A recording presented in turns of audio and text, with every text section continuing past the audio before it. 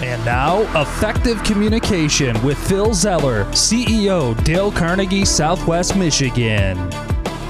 So, do you like criticism? Do you like it? So there I was just last week with a group of leaders from the Midwest, and I asked them this question. Do you like it when people criticize you? And as I looked around the room, it was like a focus group study for a moment there as I asked all these business leaders, do you like criticism? One hand that went up in the room. One hand out of everybody in the room went up, and I turned to the gentleman and I said, please, help me to understand. You raised your hand.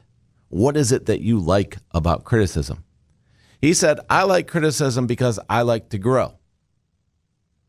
Okay, help me to understand. What do you mean by that? He said, when I get criticized, if somebody's criticizing me and they're giving me knowledge of how to do something better or something I didn't know, and I learn from that, then I grow. And then I learn more, and I grow as a person and what I can do. And I said, interesting. So would it be fair to say then what you're really interested is growing as a person? That's really what you're interested in rather than the criticism? He said, yeah, that's fair.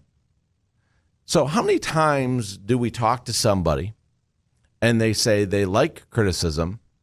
No, they don't like criticism.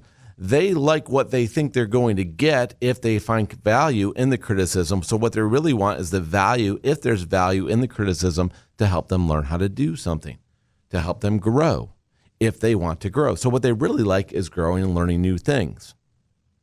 So as we talked about this, we realized, we went back to Dale Carnegie's first quote of dealing with communication, dealing with people, is don't criticize, condemn, or complain.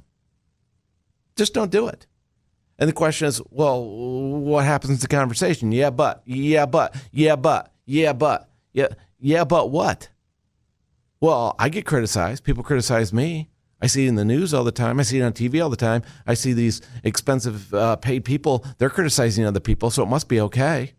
Well, let's go back to find out what did Dale Carnegie find out? What did he find out about criticism? He found that abilities wither under criticism, and they blossom under encouragement. Let that marinate for a moment. Abilities wither under criticism. They blossom under encouragement. And Dale Carnegie went further on to say that criticism is futile because it puts a person on the defensive, and it usually makes them strive to justify themselves. Criticism is dangerous because it wounds a person's precious pride. It hurts their sense of importance, and it arouses resentment in them. So ask yourself, is that what you want from other people? Is that going to make them more comfortable being around you?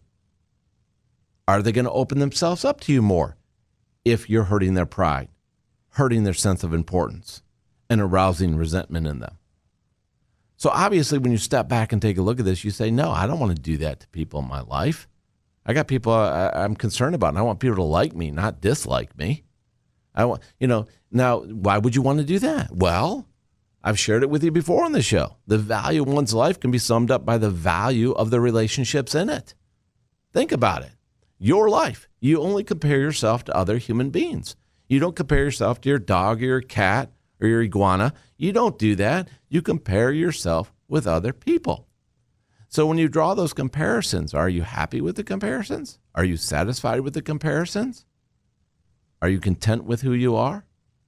How do you feel when somebody steps on who you are?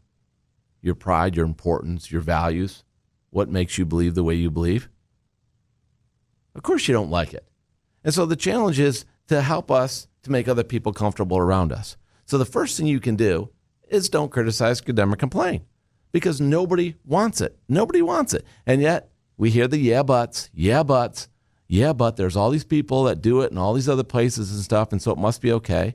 Well, no, it's not, because they're not winning friends and influencing people. They're not making a greater impact. What they're doing is showing their insecurities.